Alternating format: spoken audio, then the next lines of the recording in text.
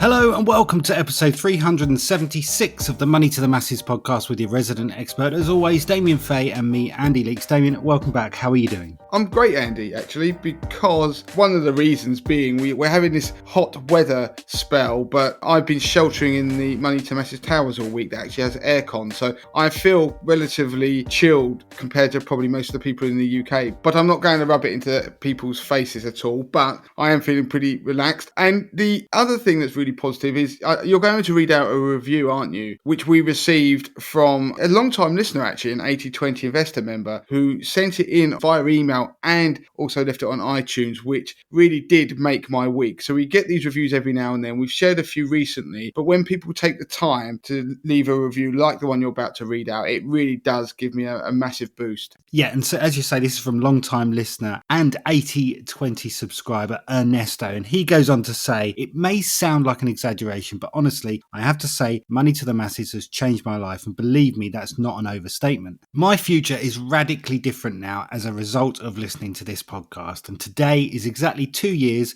since I discovered Money to the Masses, and although I always thought it was really good, I suspected, like many other podcasts, at some point it would run out of steam. But no, every week a new topic or lesson comes out, and after listening to around 250 episodes, I can say that this podcast never stops giving. Now, Ernesto went on to write another 2 or 3 paragraphs, which was a little bit too long for this podcast, but believe me, it was great to hear, and we shared it amongst the team, so thanks ever so much for that. If you want to leave a glowing review, please do so. Pop on your podcast app of choice or send us an email, Damien at Money to the Masses or Andy at Money to the Masses. It's always welcome to receive it. So Damien, that gave us a bit of a spring and a step on Monday this week. It did, and if you want to go and read Ernesto's full review, you can do that if you go onto iTunes, because he also put it on there publicly. So that was fantastic, and you have to realise if you leave a review, then not only may you get a mug, as Ernesto will now be receiving, but it really does give the team a boost, because this is why we do this podcast, to try and help people and to listen to all those podcast episodes over that period of time, and people to say it's really impacted them. It's a real motivation for us. So thank you, Ernesto, for leaving that review. And if you do want to leave a review, then please do so, because it does help us as a show and give us a real buzz. And it is nice for people to appreciate how difficult it is to keep trying to make these podcasts not only evergreen, but also coming up with new, fresh content every week. So that's much appreciated. So on that note, I am going to tell you what is on the podcast this week. So there are 3 pieces, same format as ever. The one piece I'm going to do is on investing, and it's about how you research alternative funds. So you may see a fund that you like. It might be in a press piece. It might be on a particular piece of research that you have read, but you might not be able to buy it on the platform of choice that you use. How do you go about finding one that's like that fund? And the reason this came about is because it was a question that came via 80/20 Investor, which is something that came via 80/20 Investor this week. So I actually explained to people how I go about finding such funds and such alternatives. So I thought, well, if multiple people are asking, then it's worth being on the pod. The other piece I want to do is I want to talk about something called ghost brokers. It is a new scam that we're seeing online, particularly social media platforms, that will impact quite a few people. In fact, the number of people being impacted is quite alarming. It's probably only the tip of the iceberg. So I want to explain what ghost brokers are, and it's in relation to things like car insurance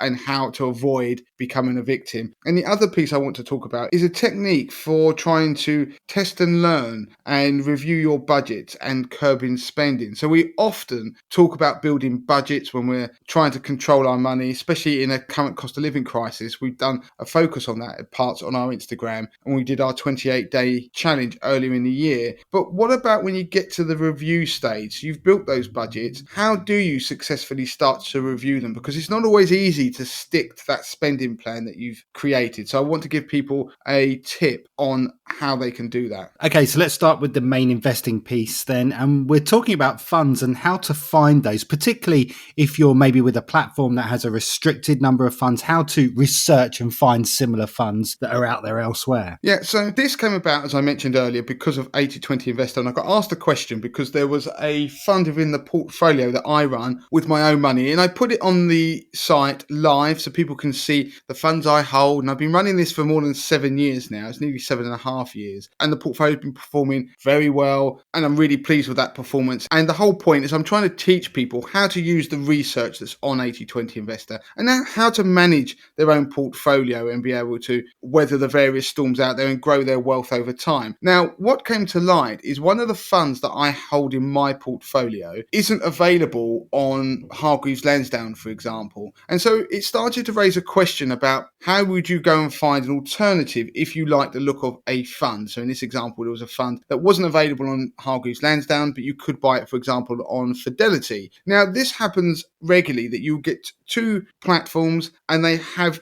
different funds on their list. There will be quite a bit of overlap, but it could be they don't have the ETF that you want, the investment trust, the unit trust. And so how do you go about finding alternatives? Now, why this might become a problem, it's not just because you might be looking at what's in my portfolio, but it might be that you see an article in the Sunday Press that they talk about a fund, or it may be that you've seen another piece of research or journalism that might highlight funds that are worth looking at and you might find it interesting. So to give you another example, you may use a platform's shortlist or best buy list. That might not be a platform that you invest with, and they may highlight a fund and you think that looks interesting, I want to invest in that. But then when you go to your own platform of choice, that fund may not be available. So how do you find similar funds? And so I started to explain to people within the Chatterbox area of 80/20 Investor, which is like a forum effectively that's behind the paywall. And in there, I explained how I would go about finding an alternative. So there was a fund which I'm going to call Fund A. That was one that I like the look of. But if my platform of choice doesn't have that particular fund, and I'm going to just use Fidelity and Hargreaves Lansdown as an example. It's not a reflection on who has the best selection, but it just makes the example I'm going to give a little bit easier to follow. So let's say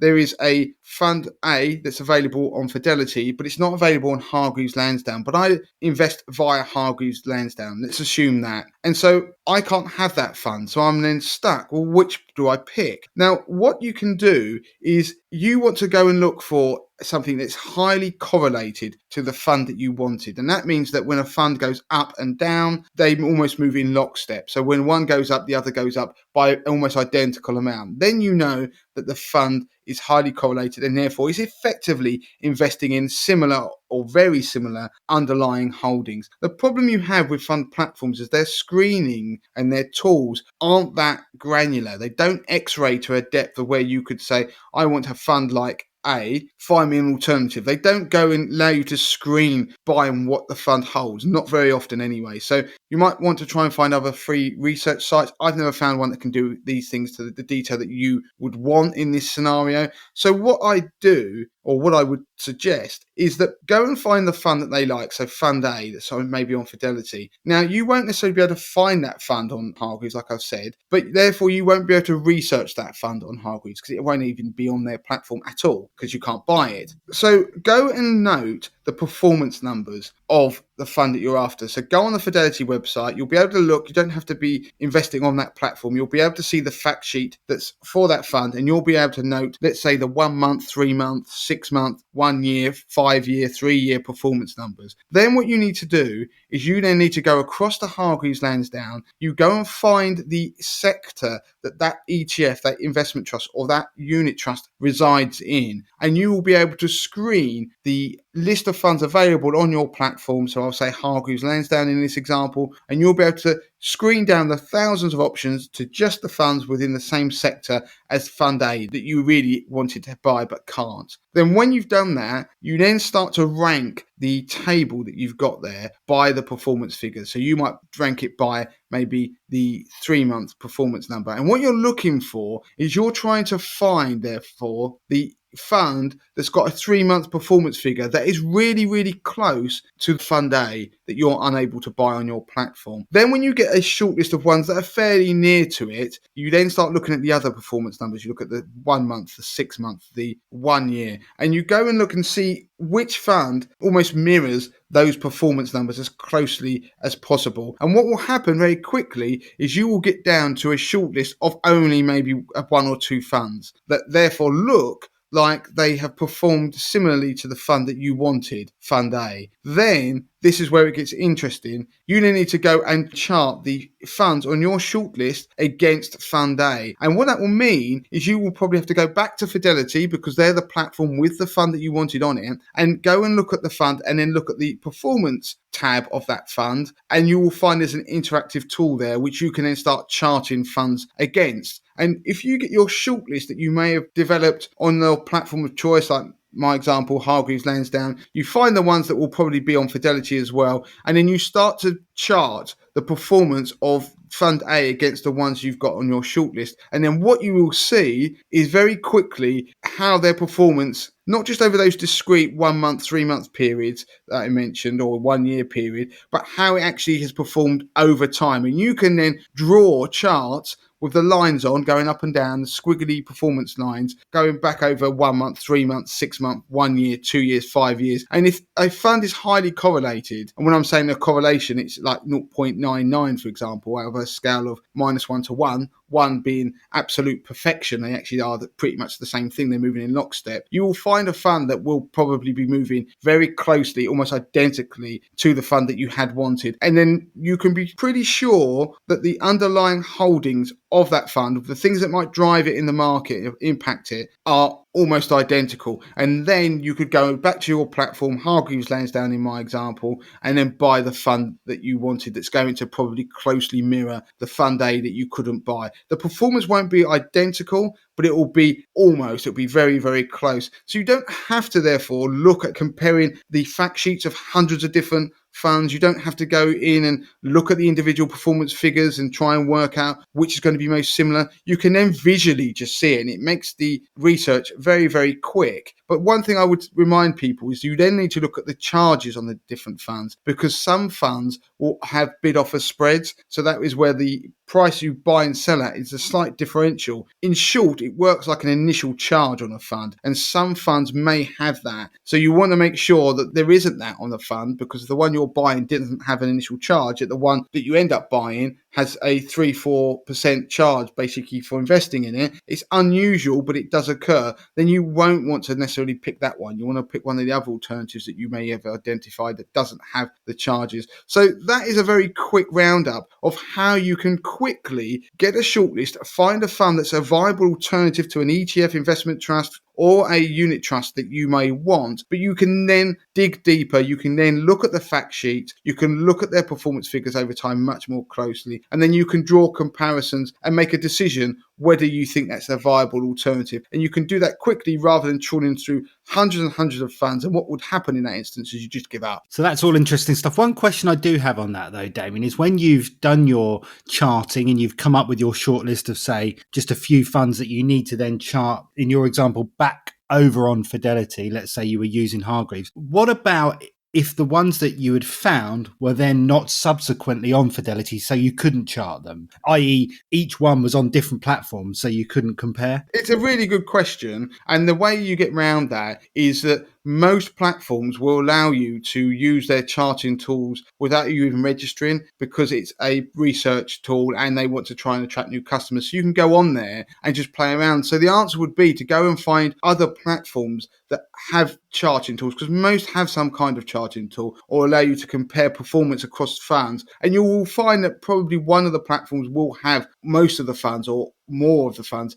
and you might have to use multiple platforms. There are some research sites, things like TrustNet, that have certain tools and things on there which you can also have a look at, Morningstar, and see if there are tools on there that allow you to chart funds. But sometimes the platforms are a little bit easier to use than some of those research platforms. But you look at something like Morningstar, look at something like TrustNet, or go and look at multiple platforms. All you're trying to do to see is there a highly correlated alternative? Okay, moving on next to ghost brokers. This has come up and been highlighted on social media. There's a bit of an issue with these ghost brokers. You're going to explain what they are and what people can do to avoid getting caught out. Yeah, so before I start this one, because it relates to Instagram, things like TikTok, social media platforms where people are pulling off scams, I just wanted to highlight something to people, is that we became aware, or actually Rihanna, who did work experience and starred on last week's podcast, found a fraudulent account of Money to the Masses on Instagram. So what somebody had done is they'd taken our posts and completely replicated our account on Instagram. So it looked identical. They even managed to create a load of followers. So they had about 15,000 followers on their Instagram account in less than 24 hours. And they were mimicking us. And they were clearly going to use that inevitably, because this is how this kind of fraud will normally work, is they would then go around Instagram commenting as if they were for money to the masses, or they would start posting about high risk investments or try some kind of scam on people who started following that account thinking it was money to the masses. So the message is obviously be vigilant, but if you see any accounts like that, then please make sure you report them. And we did, and a whole bunch of other people did who followed us on Instagram. We asked people to report these accounts, and they did, and it eventually got taken down. But the reason I mention it is because inevitably we are going to probably see more and more of this kind of stuff, because people do try and pass off as other entities to try and scam people. It's a shame we can't stop it, but if you do see it, please do make us aware and report it, because there were a number of you who got in touch to actually highlight it as well. It wasn't just Rihanna who saw it. So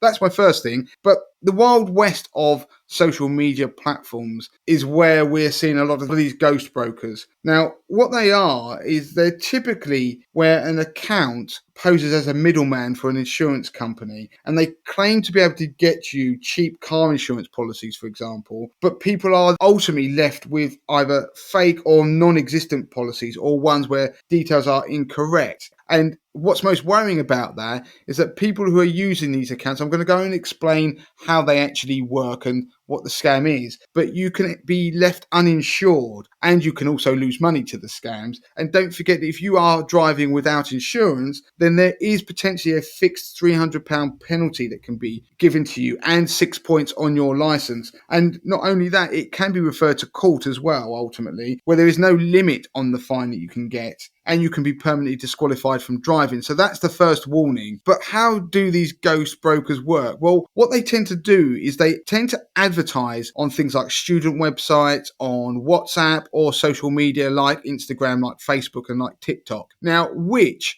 the Consumer Magazine did some analysis, and they found that if you searched cheap car insurance on Instagram, then you would find a whole bunch of profiles. And of the 47 they found, 25 of them, so more than half of them, were not authorized by the FCA, so the Financial Conduct Authority. And what they would be promising, an example could be up to 50% off the premiums on your car insurance, and they would have some kind of no claims bonus scheme built in, and they would offer things like speeding ticket removals. And these accounts weren't small. They had 46,000 followers in one example that they ultimately got closed down. And what happens is people were searching on social media platforms for cheap car insurance, coming across these accounts that promise to be able to cut their premiums by half on their car insurance. That's very attractive. So people then engage with these services. And what happens in the background, it could be that the ghost broker, so the middleman, will sell you a policy, but then subsequently, when you don't know, they will cancel that policy. So they've taken your premiums and you don't actually have any insurance because they've cancelled it and they haven't told you. So they've just basically taken your money and run. The other thing that they will do potentially is they will change details on the insurance policy to make it cheaper. So they might change the driver details,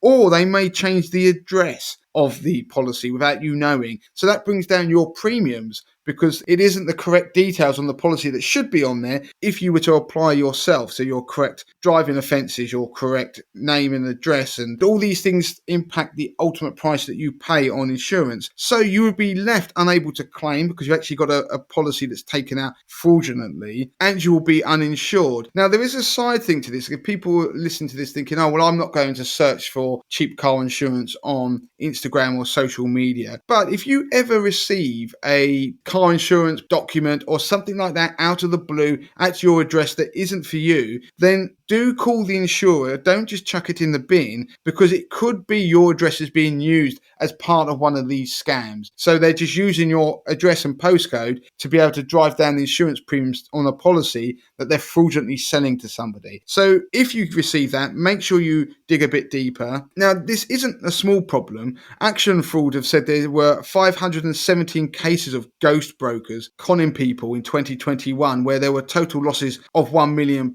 And according to the Insurance Fraud Bureau, last year they were collectively reported more than 21,000 policies that could be connected with this scam. And don't forget, most people who are victims of scam won't necessarily come forward because of embarrassment. So it is a significant issue. To avoid being a victim, in the first instance, don't go searching cheap car insurance on social media platforms. But as I mentioned, they are posting on other alternative websites and on things like WhatsApp. So if you do come across a broker, then do check that they are authorized by the FCA. Don't just take their word for it. Go in and check on the FCA's website where you can check companies' authorization status to make sure they are genuine. Also, do be wary where there's no or very few contact details on any of these profiles or anywhere where you're trying to buy car insurance, because it means you're going to find it very difficult to contact them if there is a problem. And also be wary if you're buying things and it seems too good to be true, it normally is. And so if you can't see any explainer of how people are providing you with this really cheap car insurance, then that should set your alarm bells ringing. So do be aware of ghost brokers,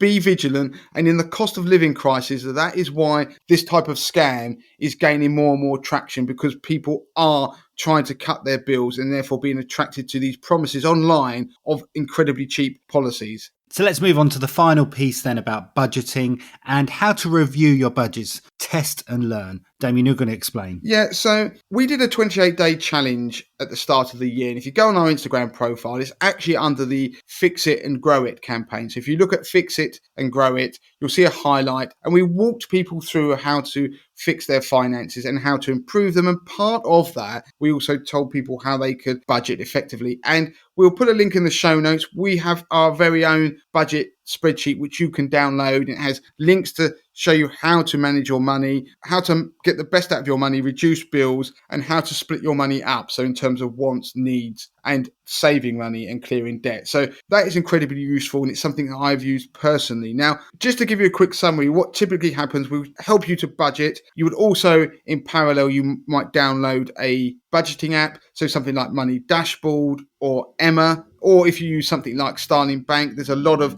analysis that they provide on your spending. And one of the things that they're really good at, these apps, are quantifying what you're doing with your money. If you can't quantify it, you can't control it. So you control your spending. You'll be able to see very quickly where your money is going, because whenever you spend money, these apps will categorize your spending into different areas. So it could be, for example, spending on groceries. It could be on going out, eating out, and it puts it into buckets, and so you can see where your money is going. Now, once you can quantify it, you can then start to control it, and using that budgeting spreadsheet that I mentioned, we show you how you can cut bills. They are your things that you have to have, how you can cut the things you don't need, your wants, so your discretionary spending, and we give tips, and more importantly, we start to help you build budgets. And those budgeting apps are very good at that. So going forward, you don't have to do as much work. All the heavy lifting is done for you. So for example, every day I must open my budgeting app multiple times just to see as transactions go through on my credit card and bank account, they drop into the relevant categories where I've got specified budgets and I can see that I'm within my budgets. That even goes down to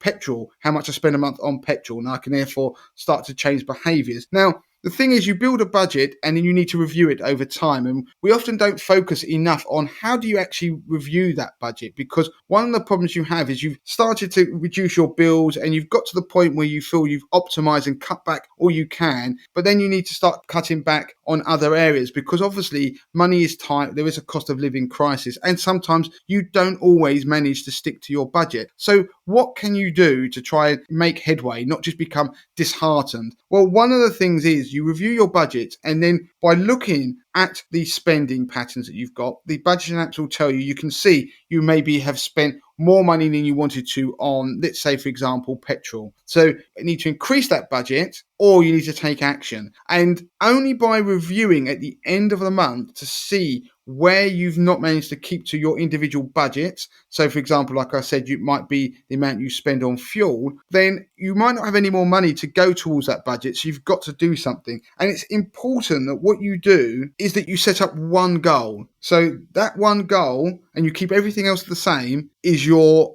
aim for the following month. So it may be, in my example, that I might decide that, do you know what? I'm going to use the car 2 days less a week. So that will mean that I would be hopefully using less petrol, which will help me get within budget or get towards being in budget. Now, that is a very specific goal. And the reason I call it test and learn is because when we're on the website this week, we make changes to the website to make it more user friendly. And we have to do that. We make a change, we test, did it work, did it not? And then we learn from that. The problem is if you've always got moving parts and you're never reflecting on a situation, then you never learn from it. So in my example, if I then started driving fewer days a week, then next month we might see that I actually go within budget. It may be people who are having takeaways might decide, you know what, we're going to have one less takeaway a week. We're going to try that for the next month. Or you might decide you're not going to buy lunch at work as many days a week. You're going to start taking lunch in 2-3 days a week. And by making that one goal, sticking to it, it means you then review your budgets. You'll be able to more likely succeed in future rather than become disheartened. And then realistically,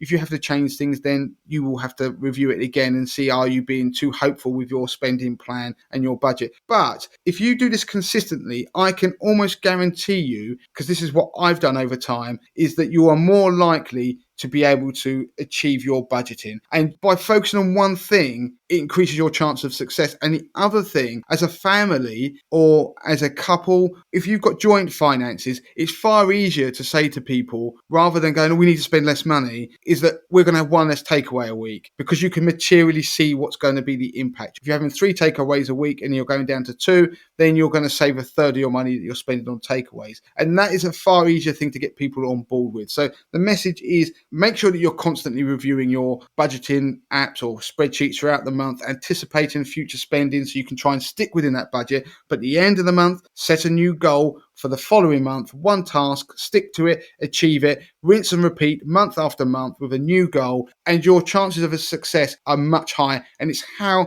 I've done it over the years, but I've just never actually talked about it until I realized the other day that we do need to talk about how you do the reviewing part of budgeting and not just focus on setting them up. Okay, so that's this week's podcast wrapped up. If you want to get in touch with Damien, you can do so in the usual way. It's Damien at moneytothemasses.com. Please do review the podcast if you can. You know how to do that by now. Pop on your podcast app of choice. Follow us in all the usual ways. And so that's it, Damien. We're done, aren't we? We are. And like Andy said, please do leave a review. And don't forget to join our Facebook group as well as our Instagram channel. So that's facebook.com/groups/money to the masses. We will see lots of conversations going on in there where people are helping each other. So that's it, Andy. Until next time. Until next time.